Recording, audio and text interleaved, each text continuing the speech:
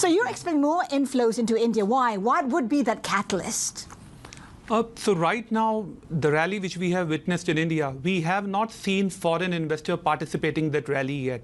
The entire rally has been led by the domestic investors who have put across close to $65 to $70 billion over the last 2.5 years.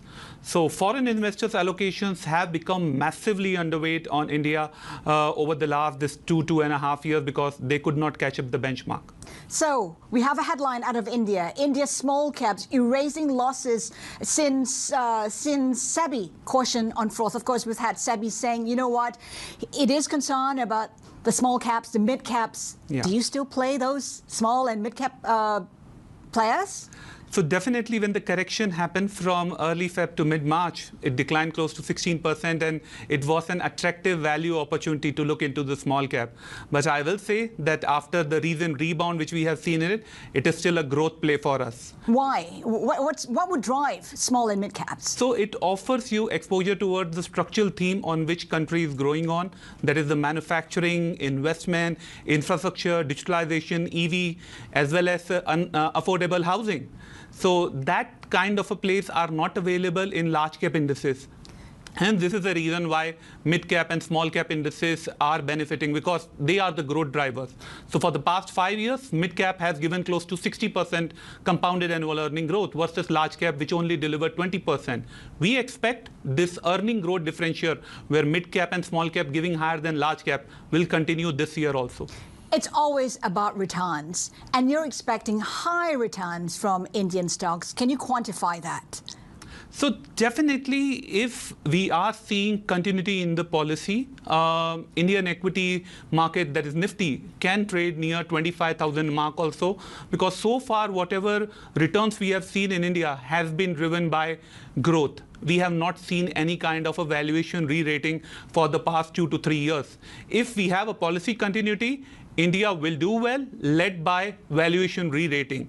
So right now we trade at close to 20-21 PE. We can go as high as 25 PE. The thing is, there's so much complacency. We talk about expectations of policy continuity because it's a gimme that Modi will come back to power.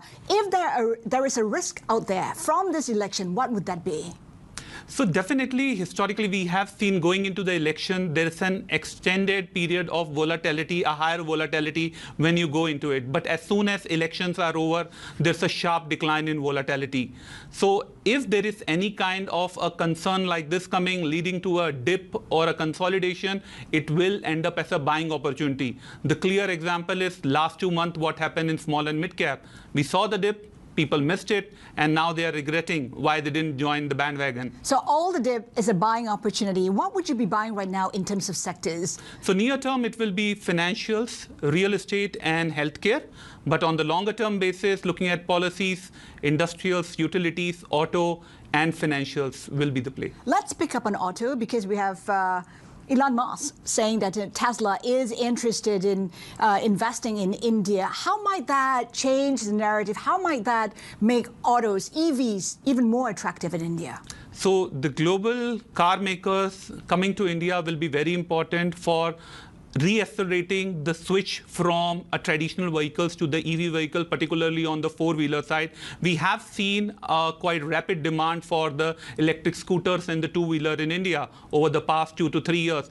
But in case of four-wheeler, if you look last year, passenger vehicle sales, it was hardly 2.5%. So the reason that is not happening is because your charging infrastructure is limited, car values are still expensive. So definitely you need a lot of global investment. And that is the key reason why last month we saw government reducing import duty for any global car manufacturer who set up the manufacturing of EVs within India. Would you trade on Tesla's possible move in India, given the fact that Indonesia was burnt? I'll still say that in case of an India, EV is almost a long-term theme for us because the penetration is low. Government is still targeting 30% penetrations of EV by 2030. So anything that is linked towards an EV play, auto ancillary, even IT software services guy, everyone in the ecosystem are going to benefit. Rajiv, increasingly, people are talking about taking money out of India and put it in China because of the overstretched valuations. Are they justified in doing that? I'll say investor will sell what they own. If they are not owning enough amount of India, it will be difficult to. But there will be some hedge funds, quant fund, who will be taking the tactical bet of near-term playing China and considering the volatility is higher in India, so staying sideline on India. But that will be could be a trade for very short term, 2 to 3 months only. Beyond that, I think the structural allocations or the backbone of trade will still remain India for all the investors. Final question for you. We know that oil is surging, and we know that India imports most of its oil needs. Is that a risk for markets and the Indian economy? Definitely. That's one of the key risks beside global recession and higher domestic unemployment, higher oil prices.